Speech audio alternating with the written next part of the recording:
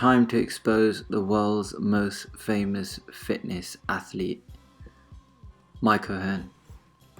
Mike has categorically denied ever taking steroids and hasn't ever tested positive, but we also know that many athletes don't test positive and still take steroid use.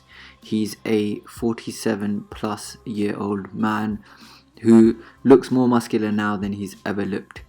So let's look at the evidence for and against him taking steroids.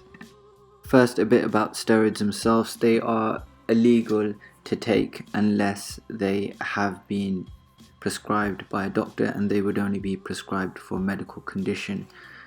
They were first used by the Nazis to make Nazi soldiers more aggressive, and then in the 1950s they crossed the ocean and started to be used in America for performance enhancement and have been shown to increase strength by up to 20%. In looking through all the medical literature, I found very little in terms of solid evidence for side effects. There are a lot of anecdotal side effects. However, in the studies, it shows that with normal dosage, with stacking and with cycling the steroids, there appear to be few, if any, side effects in many people. The most common side effect that is experienced is impotence and erectile dysfunction, but that's difficult to prove.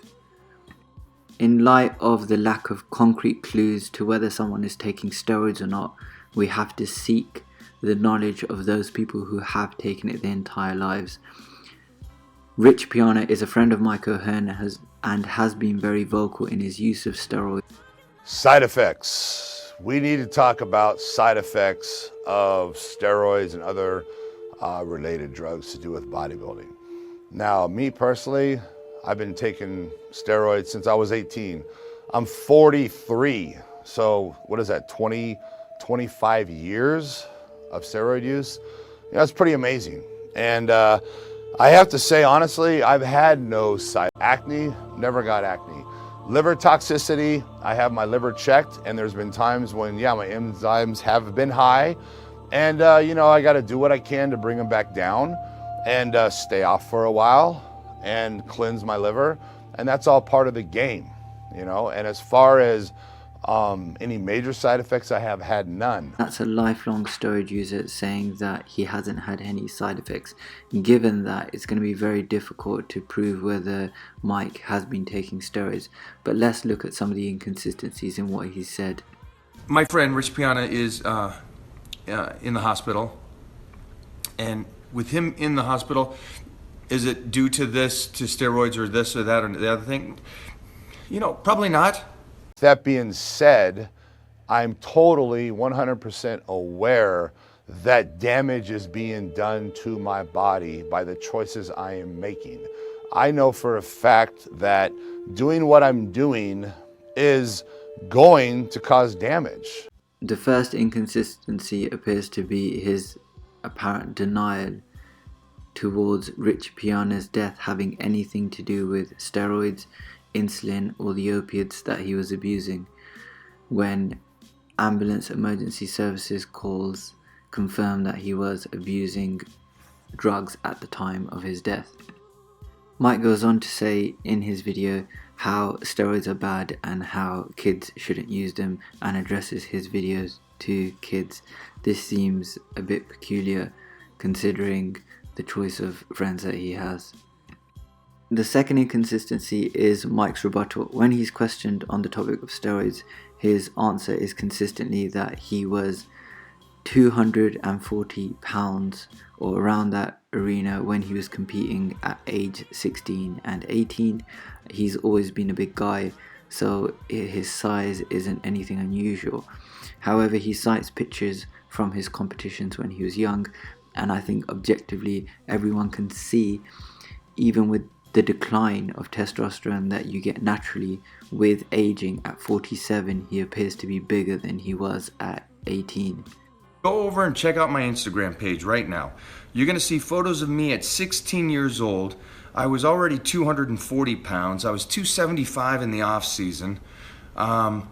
You know, that's 16 years old. So next topic. Do your thing. Steroids. Drugs. Oh, there we go. Drugs, There we drugs, go. drugs. I didn't think that was coming up. Yes and no. I've seen what they say on social media. What do you want to Well, say those to guys that? are right. Those Yeah. guys got to be right. I failed the very first steroid test at the Arnold Classic in '90. And you were tested numerous times, never tested positive, but does that mean that you were not? You've been in this industry for a long time. Yes. So let me ask you this. What did I look like before puberty? Yeah, you were a man-child, and back then, like you said, you got started in your early teens, so the foundation. Oh, I started at 8. Yeah, the foundation was. You don't got to convince me on the whole thing. No, but I'm going to ask you questions. Okay. You deny or say yes or no. Right. I mean, because it doesn't help you either way. But you were already developed when I first saw you. So before puberty, I had something. I was 176. A year and a half later, I was 272. And then after that, I started playing the size game. I never came in shape. I was always trying to be too big. So that was like Industry does that to you? that was like the last show I actually looked good in. After that, I was trying to be too big, trying to be a monster. And what are you now? Right now, I'm right under 290, which is too big. So you don't like 290? No, hate it. What do you weigh right now? 247. Wow, yeah. My best weight is 260. I feel good, I can move good, I look better, but for what I'm doing, you know, I think 290 fits. Question: do you think he looks the same between his 16-year-old picture and between his 47-year-old picture? Because he's claiming to be the same weight.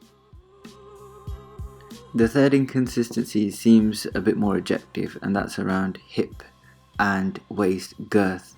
His waist seems to have expanded over the years, yet he has a six-pack over his enlarged abdomen.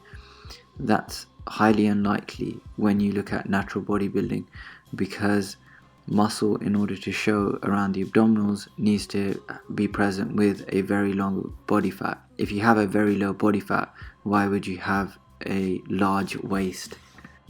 Growth of head, hands and gut is usually present with abuse of growth hormone.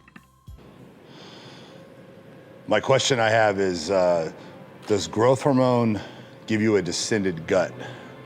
Now, I get this question all the time, people talking about it, and my honest opinion is everybody knows the answer, everybody knows the truth, but obviously the people that are taking GH, they don't want to admit deep down inside what's really going on. I can tell you fact, without a doubt, growth hormone, taking growth hormone does make every single tissue in the body grow, including your heart, including your intestines, including your brain. Every single tissue in the body grows. Depending on, you know, how many receptors you have and which area is going to determine how much growth you're going to get in which area. Now, what happens is the intestines in the stomach grow. There's few images of Mike training with his top off, but here's one I was able to find. In this video you can clearly see a distended gut with visible six-pack or abdominal rectus abdominis musculature on top of the abdomen. This is highly unlikely and very rare in a natural athlete. Inconsistency: Mike's age, his size and his morphology makes it unlikely that he is training without the use of testosterone, growth hormone or other anabolic steroids.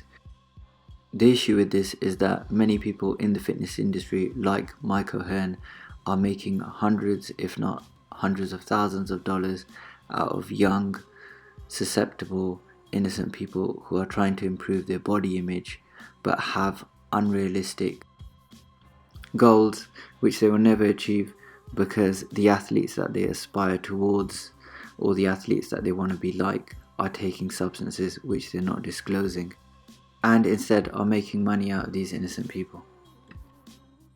In conclusion, it is likely that Mike has been taking a lot of stuff to make money out of people. He won't say that he's been taking it, and in Mike's own words, this whole industry is an illusion. That's what it is. That's the industry you live in. Yeah, it's all illusion. That's what bodybuilding is.